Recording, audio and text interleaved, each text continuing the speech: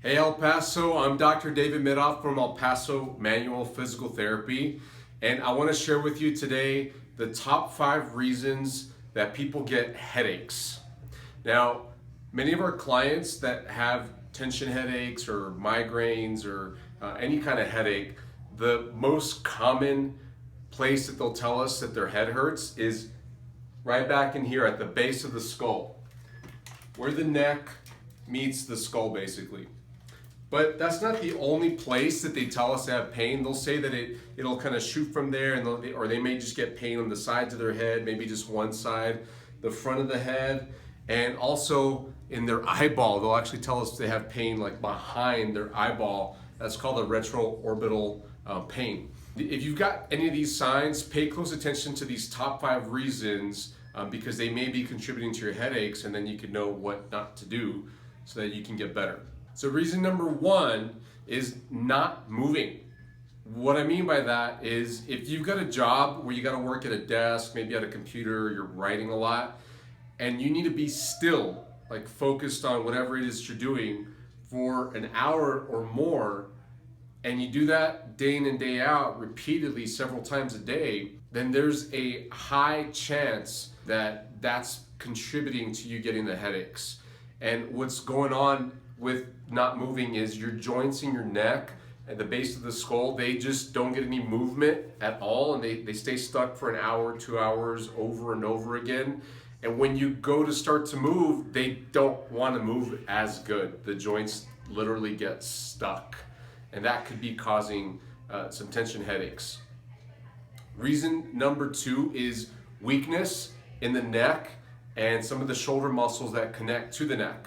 If you think of all the bones in the neck, there's a ton of muscles around the neck and muscles from the shoulder that connect to the neck that give it support and allow the joints to move around. And if you've got weakness in certain muscles around your neck and shoulders, that could definitely be causing the joints to not move right, maybe get stuck and pinch some nerves, cause some muscle spasms. And that can also be setting off the tension headaches and the headaches in the front, and of course the eye headaches. Reason number 3, posture.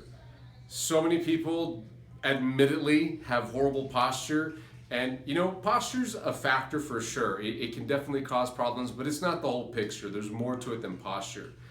But if you find yourself in the type of posture where you're just slouched for long periods of time, like if you work at a desk and you're there for hours, especially if your chin is sticking out like this, that can cause those neck joints to get stuck and not move very well, and those muscles will spasm, pinch the nerves, and that can set off the tension headaches in the back of the head as well. And that leads into reason number 4 that you might be getting headaches. So reason number 4 is reading glasses. So if you use reading glasses, the ones that sit on the bridge of your nose, or if you've got glasses that have bifocals, the little different lens in the bottom of the big lens that allows you to read, what we find our clients are doing most of the time when they've got those glasses on is they tip their head like this. Say they're looking at their phone or a book or a computer screen, they'll do this with their head and neck in order to look out the reading glasses, the reading lens.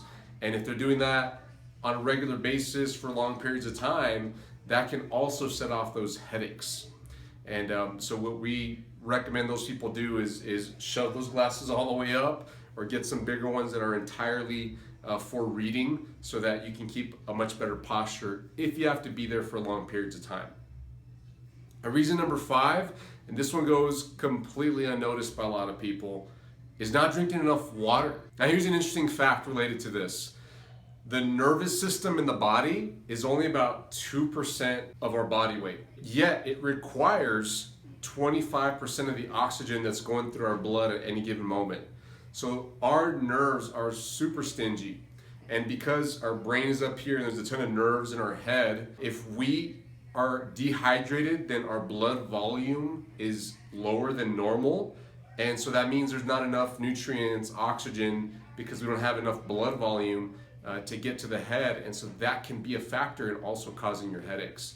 So make sure you hydrate. So guys, if you've got any questions, comment below or direct message us. We'll be happy to answer them. And check out our website if you want to learn more about neck problems or headaches, you can learn more on our blog. If you've got a headache, I hope this helps you. And guys, if you know of anybody else that is constantly complaining about their headaches, tag them on here or share this with them. I'm sure they'd love the help. Have a great day, guys. Bye-bye.